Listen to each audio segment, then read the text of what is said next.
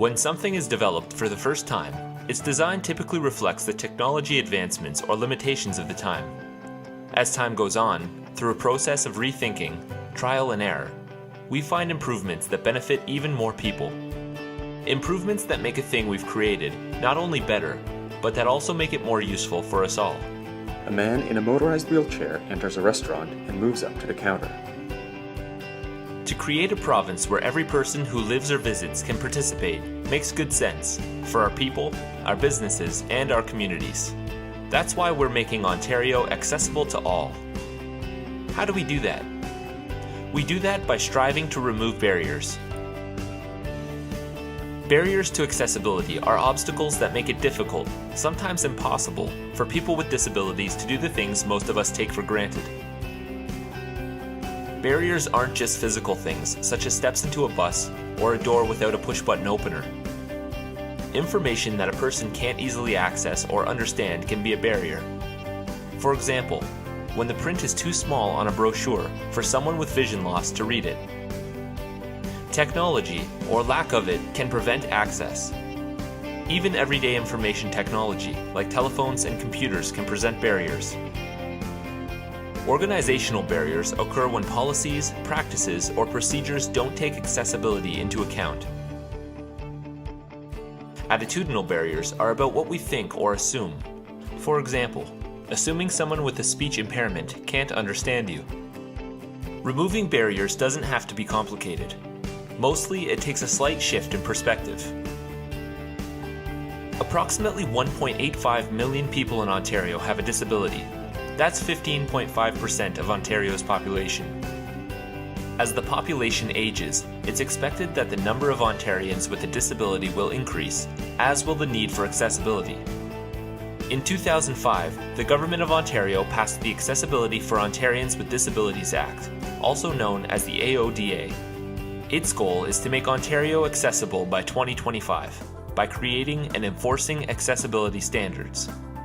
These standards are rules that businesses and organizations in Ontario have to follow to identify, remove, and prevent barriers, so that people with disabilities will have more opportunities to participate in everyday life. Standards address key areas of daily living, such as customer service, information and communications, and employment. Several accessibility standards are contained in one regulation under the AODA. It's called the Integrated Accessibility Standards Regulation, also known as the IASR, or simply the regulation. The IASR also includes a section of general requirements that apply to all the standards in the regulation. This regulation is now law, and requirements are being phased in over time to meet the goal of an accessible Ontario by 2025. This gives organizations time to make accessibility a part of their daily business. It's important to note that the standards do not replace requirements established under the Ontario Human Rights Code to accommodate persons with disabilities to the point of undue hardship.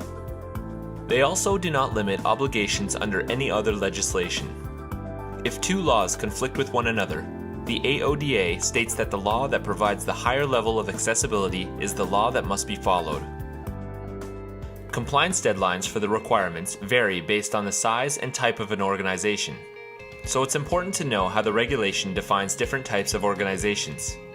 The regulation applies to every person or organization that provides goods, services, or facilities to the public or other third parties, and that has at least one employee in Ontario. Organizations are grouped into 5 classes. The Government of Ontario, including every ministry, the Office of the Premier, and the Legislative Assembly, including constituency offices of the members of the Assembly.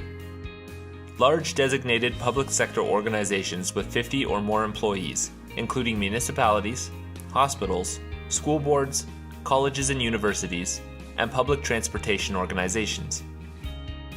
Small designated public sector organizations are those with fewer than 50 employees, such as the Ontario Office of the Fairness Commissioner and some municipalities. Large organizations are those with 50 or more employees in Ontario. This includes private sector organizations such as businesses and not-for-profit organizations. And small organizations are those with 1 to 49 employees in Ontario. In this module, you will learn about the general requirements. This section of the regulation outlines the requirements for accessibility policies, accessibility plans, training for employees and others, procurement processes, and self-service kiosks. Accessibility improvements benefit us all. Accessible buses and exterior paths of travel are not only good for people who use wheelchairs or canes, but help people carrying luggage and parents with strollers. Closed captioning allows both people with hearing loss and a group of friends at a pub to understand what's happening in the game. Accessible documents and websites not only make using a screen reader possible, but also work better on personal handheld devices. Greater accessibility means greater opportunity for Ontario. If we become more inclusive, we really will create a province where every person who lives or visits can participate and contribute to the life of our communities. Doing so makes good sense for our people, our businesses, and our communities. For all of us.